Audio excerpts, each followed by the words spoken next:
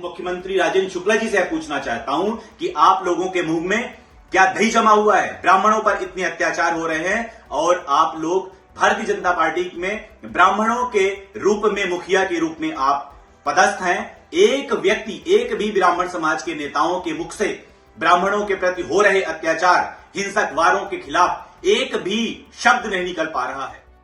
अखिल भारतीय ब्राह्मण समाज ने बीजेपी के ब्राह्मण नेताओं के खिलाफ मोर्चा खोल दिया है। यह संगठन बीजेपी के ब्राह्मण नेताओं से सवाल पूछ रहा है कि आखिर वो ब्राह्मणों की हो रही हत्याओं पर एक बार भी मुंह क्यों नहीं खोल रहे। मऊगंज में सन्नी द्विवेदी की हत्या के बाद से ब्राह्मण संगठनों ने नाराजगी जताई है। इन संगठनों के नेता हाल ही के दिनों में ब्राह्मणों पर मध्य प्रदेश में हुए हमलों को लेकर सवाल उठा रहे हैं, बीजेपी को कोस रहे हैं, पूछ रहे हैं कि क्या बीजेपी ब्राह्मणों का इस्तेमाल केवल वोट के लिए करती है। मऊगंज जिले में एक सज्जन दुबे की हत्या हो जाती है और शासन और प्रशासन के लोग जब उन लोगों के पास जाते हैं तो उनको भी बंदी बना करके उनको भी मारा जाता और एक एएसआई की हत्या कर दी जाती है गौतम की। आप ये देखिए कि शासन और प्रशासन व्यवस्था पूरी तरीके से चौपट है और ब्राह्मणों पर लगातार हिंसक वार हो रहे हैं। अभी जबलपुर में विगत एक महीने पहले चार ब्राह्मण परिवारों की नृशंस हत्या कर दी जाती है। शासन और प्रशासन मुख बधिर होकर के देखता रहता है और यह कहता है कि हमने उनकी गिरफ्तारी कर ली है।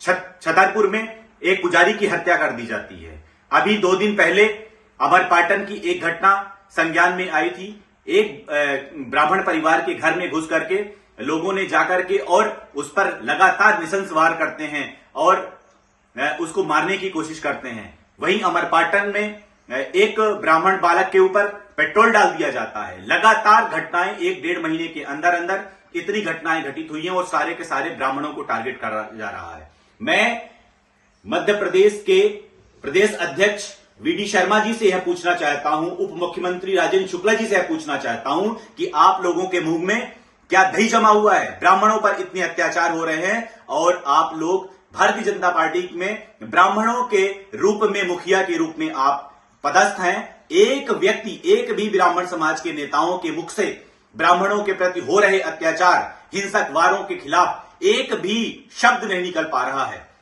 अखिल भारतीय ब्राह्मण समाज पुरजोर विरोध करते हुए आने वाले समय में इन अपराधों पर रोक नहीं लगाई जाती है तो पुरजोर विरोध करते हुए हम रोड पर उतरेंगे और उग्र आंदोलन करने पर विवश होंगे।